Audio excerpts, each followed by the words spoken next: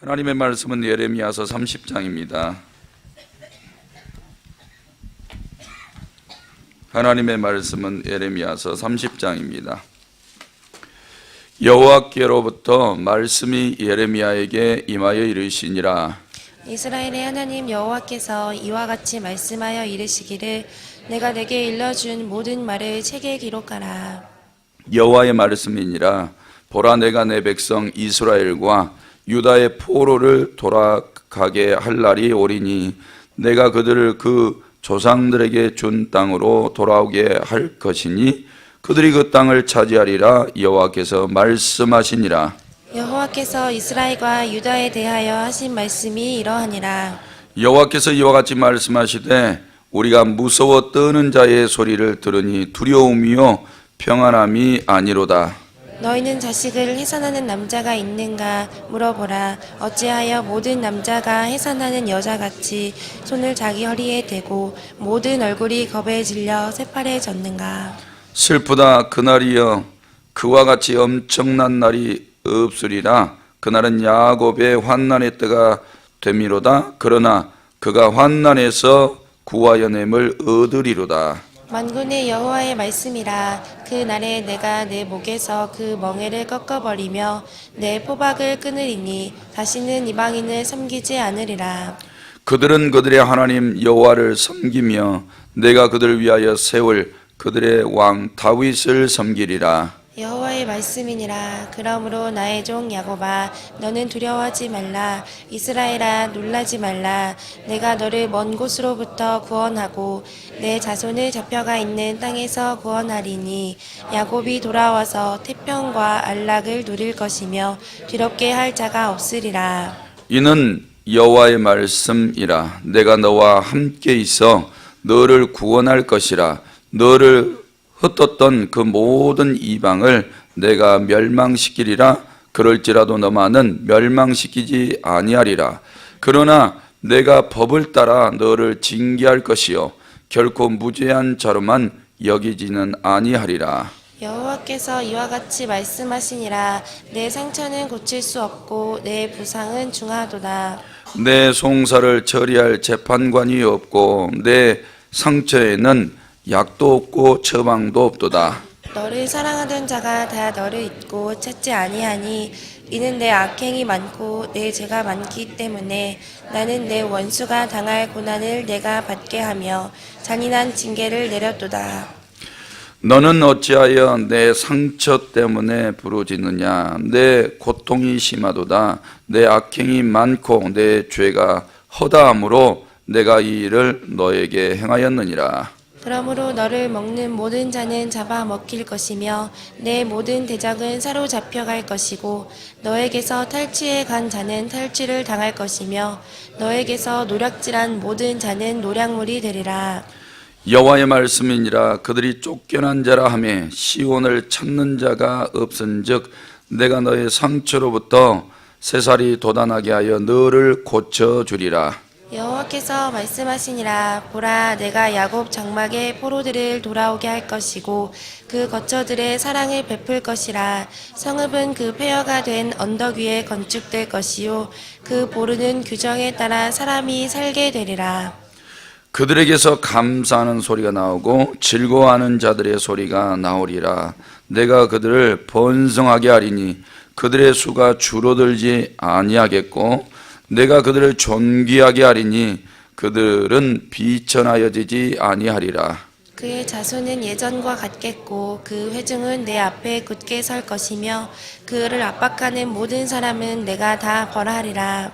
그 영도자는 그들 중에서 나올 것이요 그 통치자도 그들 중에서 나오리라. 내가 그를 기꺼이 오게 하리니 그가 내게 가까이 오리라. 참으로 담대한 마음으로 내게 가까이 올 자가 누구냐?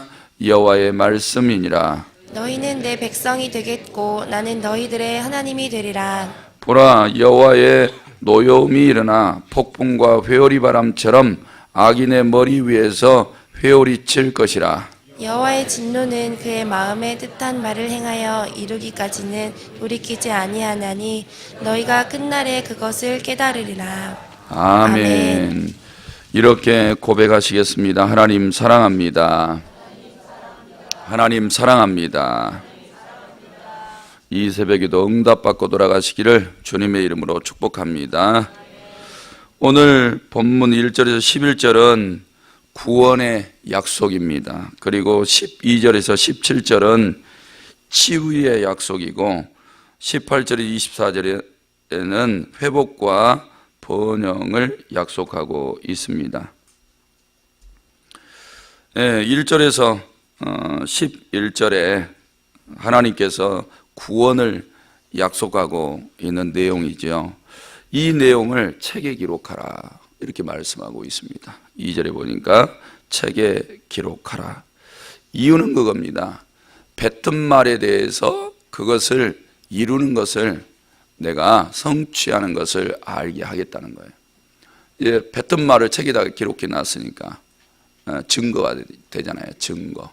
우리는 뱉은 말에 대해서 잊어먹고 기억하지도 못하고 혹은 약속도 못 지킬 수 있는데 하나님은 본인이 한번 뱉은 말에 대해서는 반드시 이행하십니다. 그래서 응답받고 돌아가는 게 축복인 줄로 믿습니다. 구원을 약속하셨는데 어떤 상태에서 구원이냐? 3절에 보니까 보라 내가 내 백성 이스라엘과 유다의 포로를 돌아가게 할 날이 오리니 내가 그들을 그 조상에게 준 땅으로 돌아오게 할 것이니 그들이 그 땅을 차지하리라. 그러면서 5절에 우리가 무서워 떠는 자의 소리를 들으니 두려움이요 평안함이 아니로다. 너희는 자식을 해산한 남자가 있는가 물어보라. 어찌하여 모든 남자가 해산하는 여자같이 손을 자기 허리에 대고 모든 얼굴이 겁에 질려 새팔에 쳤는가. 그 다음에 7절에 보니까 엄청난 날이 없으리라. 그날은 야곱의 환난의 때가 되미로다. 그래서 구원받기 어려운 상황 속에서의 구원이에요. 애굽하고 똑같지요. 바로의 손에서 이스라엘 백성들이 빠져나온다. 불가능해요. 아마 10가지 재앙이 아니었다면 불가능했을 겁니다. 그리고 이스라엘 백성들이 그 고통 때문에 애굽에 학대하는 고통 때문에 다 죽어져도 바로의 손에서 벗어날 수 없는 상황. 이게 얼마나 힘겨운 상황이겠어요. 근데 바벨론에서는 더 비참하죠. 왜? 애굽에서는 사람들이 모여서라도 살았잖아요. 모여서라도 살았는데 바벨론에서는 뿔뿔이 흩어져 있었다고요. 각도에 뿔뿔이 흩어져 있었기 때문에 응집력이 있어서 다시 군사를 재정비하고 어떻게 항쟁해 볼 만한 이런 입지가 못해요. 바벨론은 127도이니까 뿔뿔이 흩어진 사람들이 어떻게 아무리 요즘 같은 네트워크가 있는 것도 아니고 이게 쉬운 일이 아닙니다. 그런데 포로 생활 그것 자체는 호강하는 인생이 아니에요. 가장 비참한 삶인 거죠. 여기서 표현을 그렇게 해놨잖아요. 여자가 해산할 때 얼마나 겁에 질립니까? 근데 남자를 갖다 비교를 해놨어요. 남자가 어떻게 해산할 수 있겠습니까? 근데 이 해산하는 여자처럼 손을 허리에 대고 얼굴이 새파래지고 겁에 질려 있냐 이 말이에요. 이 포로로 끌려가는 과정도 그렇고 포로살이도 그렇고 이런 사람들은 소망이 없습니다. 가장 피폐한 삶을 살아가게 되는 거죠. 그런데 이런 상태에서 구원해 내시겠대요. 그러니까 모세가 이스라엘 백성들에게 찾아가서 아브라함과 이삭과 야곱의 하나님이 나 너희에게 보냈는데 구원해 내시겠다 그런다. 그러니까 이게 믿어지지가 않는 거죠. 그래서 하나님께서는 모세를 통해서 능력을 주셔가지고 여러 가지 능력을 나타내고 난 다음에 사람들이 그걸 보고 믿지요. 그리고 10가지 재앙이 계속해서 바로와 애굽에게 내려지는 것을 보면서 사람들이 이제 하나님을 신뢰하기 시작한 거예요. 포로 생활 가운데 붙잡혀 가지고 있는 사람들에게 이런 70년을 살아야 되는데 70년을 살아야 되는데 이런 구원을 약속한다고 믿는 사람이 어디가 있을까? 그런데 이제는 에레미야가 하는 말쯤은 조금 들려지는 사람이 있는 거죠. 왜냐하면 하나님께서 그에게 주셨던 예언의 말씀이 이루어지니까 근데 그래서 하나님은 이 내용을 내가 너희 구원시켜 준다, 이걸 책에다가 기록하라는 거예요. 하나님은 약속하신 대로 이루신 줄로 믿습니다. 하나님이 한번 말씀을 내뱉었으면 애굽에서 일어났던 10가지 재앙뿐만 아니라 광야 40년 동안 일어났었던 하나님의 기적뿐만 아니라 가나안 땅에 들어가서 정복했던 모든 그 역사뿐만 아니라 이제 바벨론에서 더한 일들이 일어난다 해도 하나님은 능히 약속하신 대로 성취하실 수 있다, 이렇게 말씀하셨으니 이제 우리로서는 믿음을 가지고 신뢰하는 것이 우리의 본분이 되셔야 될 줄로 믿습니다. 네. 근데 하나님은 이스라엘 백성들에게 포로 생활을 이렇게 하게 만들었을 때 그 상태가 5절에 보니까 두려움이요 평안함이 아니로다 그랬어요. 왜 하나님께서 이렇게 하셨을까? 뒤로 넘어가 보면 이런 말씀이 나와 있죠. 11절 말씀에 중반에 보면 그러나 내가 법을 따라 너를 징계할 것이요 결코 무죄한 자로만 여기지는 아니하리라 그랬어요.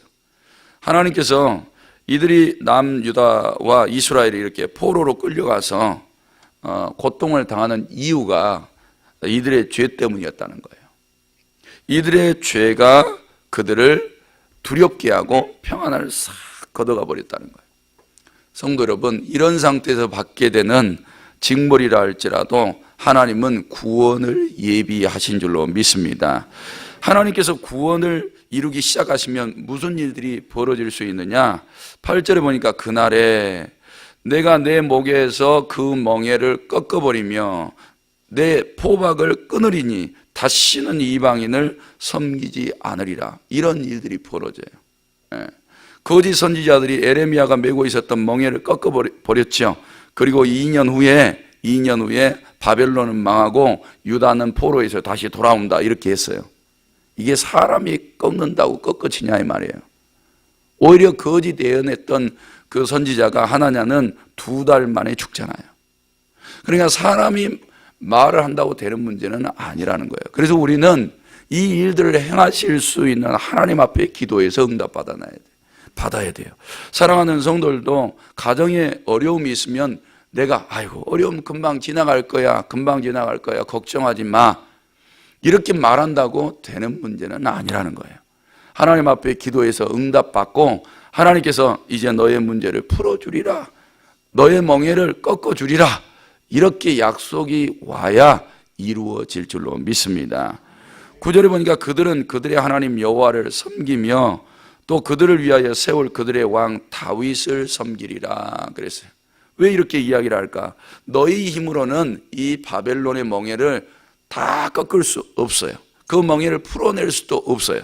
그래서 하나님께서 이 모든 일들을 직접 행하시고 그 일들을 통해서 섬김 받으시겠다는 거예요. 근데 이 일들을 수행할 한 왕이 나오죠. 왕 다윗을 섬기리라, 이렇게 이야기를 했어요. 하나님께서는 애굽에 모세를 보내가지고 구원시켜 냈어요. 이제는 바벨론에서는 어때요? 다윗 왕과 같은 사람을 보내서 구원시켜 내는 거예요.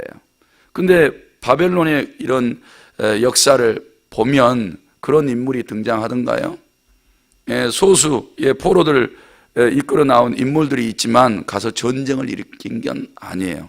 하나님이 다 밑작업해서 고레스가 칙령을 해주니까 이렇게 나오게 되는 거지, 전쟁을 일으켜서 바벨론이 무너져 가지고 나온 게 아니라고요. 사랑하는 성도 여러분, 그러니까 오늘 이 다윗 왕이라는 것은 먼 훗날 오실 메시아예요. 하나님은 죄 때문에 멍에를 메고 고통 가운데 있는 이런 인생들을 완벽하게 구원시킬 분, 인생에는 없다는 거죠. 오직 하나님 한 분이시요 죄 가운데 눌려 고통받는 자들을 구원하실 메시아밖에 없는 줄로 믿습니다. 그러니까 하나님께서 모든 일들을 다 행하신 거예요. 죄 때문에 징벌을 내리신 분도 하나님, 그 징벌에서 구원시켜 내실 분도 하나님, 사람의 힘으로 안 되니까 메시아와 같은 분을 보내셔서 그 일들을 행하실 분도 하나님 한 분밖에 없는 줄로 믿습니다. 그러니까 우리는 하나님의 눈에서 역사를 이해해야지 세상의 풍조나 조류를 보고 똑똑한 머리로 야 얼마쯤 있으면 하나님이 구원하시겠네 이렇게 되는 게 아니라는 거예요.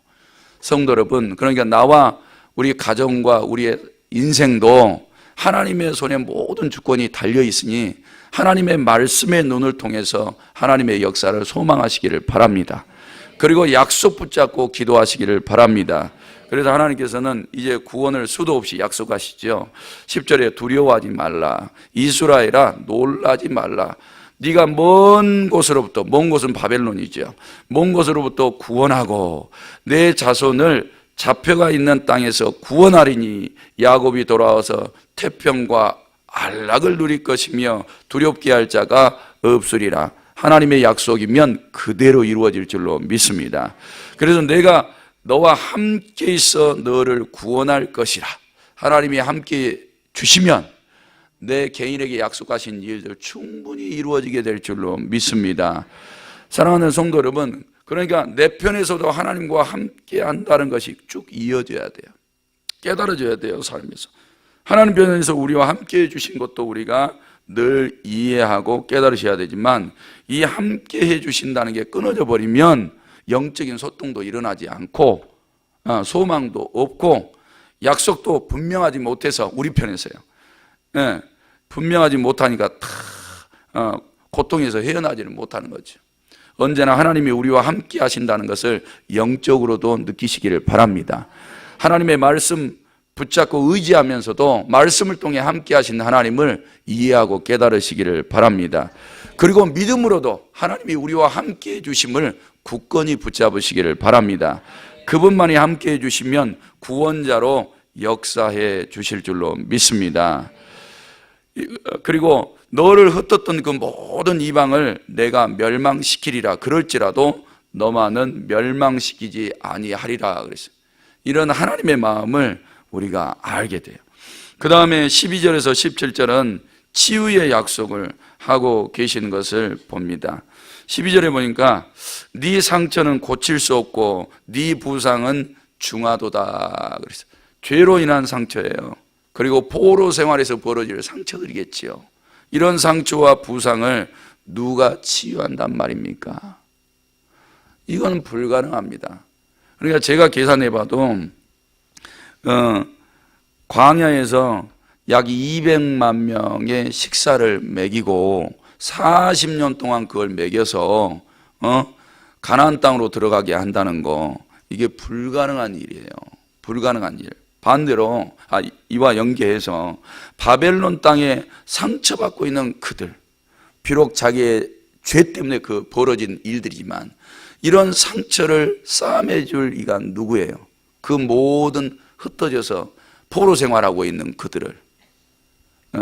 우리 같으면 이렇게 생각을 하겠죠. 하나님 쏙 빼버리면 가서 이제 병원 지어야 되는 거예요. 그리고 의사들을 두어야 되겠죠. 그리고 상처 있는 사람들 다 불러다가 치유를 시작할 거예요. 육체 치유는 이 정도면 될 수 있어요. 근데 마음의 치유는, 마음의 질병은요, 어떻게 치유하실 거예요? 육체 치유보다 더 고통스러운 게 마음의 치유예요. 더 힘들어요, 이게. 근데 하나님께서는 상처 입고 부상당한 그들을 치유해 주시겠다는 거예요. 하나님면 될 줄로 믿습니다. 사랑하는 성도 여러분, 우리의 이 속에 상처 입은 것들을 어떻게 꺼내놓고 이거 치유받을 거예요? 우리로서는 불가능해요. 그러니까 이 포로 생활의 상처를 하나님께서 다 치유하셔서 완벽하게 회복해 주시겠다는 거예요. 오늘 16절 말씀해 보면 그러므로 너를 먹는 모든 자는 잡혀 먹힐 것이며, 바벨론이죠. 그들이 너희를 잡아먹었는데 그들이 잡혀 먹힐 것이다. 지금 하나님이 치유하시는 과정이에요. 네 모든 대적은 사로잡힐 것이고 너에게서 탈취하여 간 자는 탈취를 당할 것이며 너에게서 노략질한 모든 자는 노략물이 되리라. 하나님이 이렇게 상처를 치유해 주겠다는 거예요. 스스로는 안 되니까. 17절에 여호와의 말씀이니라 그들이 쫓겨난 자라 하매 시온을 찾는 자가 없은즉 내가 너의 상처로부터 새살이 돋아나게 하여 너를 고쳐주리라 그랬어요. 근데 우리가 분명히 알 것은 이런 상처가 왜 생기냐고. 이런 상처가 15절에 이렇게 이야기를 합니다. 너는 어찌하여 내 상처 때문에 부르짖느냐. 내 고통이 심하도다. 네 악행이 많고 네 죄가 허다함으로 내가 이 일을 너에게 행하였느니라 그랬어요. 오늘 성도들이 상처받고 사는 것도 성도님들의 죄 때문이에요. 내 죄 때문이라고. 그래서 우리가 우리의 상처 때문에 울 일은 아니에요. 상처받게 한 내 죄 때문에 울어야지. 얘기하시잖아요. 너는 어찌하여 네 상처 때문에 부르짖느냐. 그것 때문에 부르짖을 일이 아니에요. 성도 여러분, 이 이스라엘 백성들에게 하나님은 치유의 방법을 가르쳐주고 있는 거예요. 그리고 병의 원인이 무엇인지, 무엇부터 제거를 해야지 너희가 치유가 일어날 건지, 이런 것들을 알게 해주시는 거예요. 그러니까 바벨론 포로 생활이 어떠해야 되는 거예요? 거기에서 그들이 70년 동안 자신의 죄인됨을 아셔야 돼요. 그리고 철저하게 회개하고 돌이켜야 돼요. 그리고 말씀대로 하나님의 법을 준행하면서 살아가야 그들에게 치유가 일어나게 될 줄로 믿습니다. 사랑하는 성도 여러분, 그래서 이제 끝으로 18절에서 24절 말씀에는 이런 치유가 다 일어나고 난 다음에 하나님이 회복과 번영을 약속하고 있는 겁니다. 18절에 내가 야곱 장막의 포로들을 돌아오게 할 것이고 그 거처들의 사랑을 베풀 것이라. 하나님이 번영을 주시는 방법이에요. 이런 일들을 행하시면 19절에 감사하는 소리가 나오고 즐거워하는 자들의 소리가 나오리라. 내가 그들을 번성하게 하리니 그들의 수가 줄어들지 아니하고 내가 그들을 존귀하게 하리니 그들은 비천하여지지 아니하리라. 그의 자손은 예전과 같겠고 그를 압박하는 모든 사람은 내가 다 멸하리라 그랬어요. 자, 그러면 하나님이 요 약속을 이루기 위해서 하고 계시는 일들이 뭔가? 23절 24절이에요. 여호와의 노여움이 일어나 폭풍과 회오리 바람처럼 악인의 머리 위에서 회오리 칠 것이라. 여호와의 진노는 그의 마음에 뜻한 바를 행하여 이루기까지는 돌이키지 아니하리니. 자, 70년 동안 하나님이 무슨 일 하신가 잘 봐보세요. 여호와의 진노는 그의 마음에 뜻한 바를 위하여 이루기까지 돌이키지 않는다. 그래서 하나님이 이스라엘 백성들에게 내뱉던 말을 이루시기 위해서 70년 동안 일하고 계시는 것을 보게 되는 줄로 믿습니다. 근데 여호와께서 노여움과 진노로 그곳 가운데 역사해요. 왜 그럴까요? 누구를 보호하기 위해서? 자신의 죄 때문에 학대받고 고난받고 상처 입고 모든 것을 잃어버려서 슬픔 중에 있는 그들을 하나님이 지키기 위해서 하나님이 스스로 노여워하시고 진노의 하심으로 바벨론으로부터 그들을 보호하고 계신 거예요. 그래서 하나님은 포로 생활하고 있는 그들을 지키기 위해서 어떻게 하냐? 이렇게 한번 표현해 볼 수 있겠죠. 이스라엘 백성들 한 사람 한 사람을 하나님의 빛으로 탁 두르세요. 시내산을 경계선을 그어가지고 너희 여기 넘어오면 죽어. 절대 넘어오지 마. 한번 생각해 보세요. 바벨론 사람들이 유다인들을 쳐서 멸하려고 해요. 너 이 선 넘지 마. 너희들 죽는다. 이게 하나님의 노여움이에요. 하나님의 진노하심이라고. 자기 자녀를 지키기 위해서 하나님이 70년 동안 유다인들로부터 노여워하시고 그들에게 두려움을 주시면서 유다인들을 지키시는 하나님을 보게 돼요. 성도님들의 가정도 그렇게 지키고 계세요.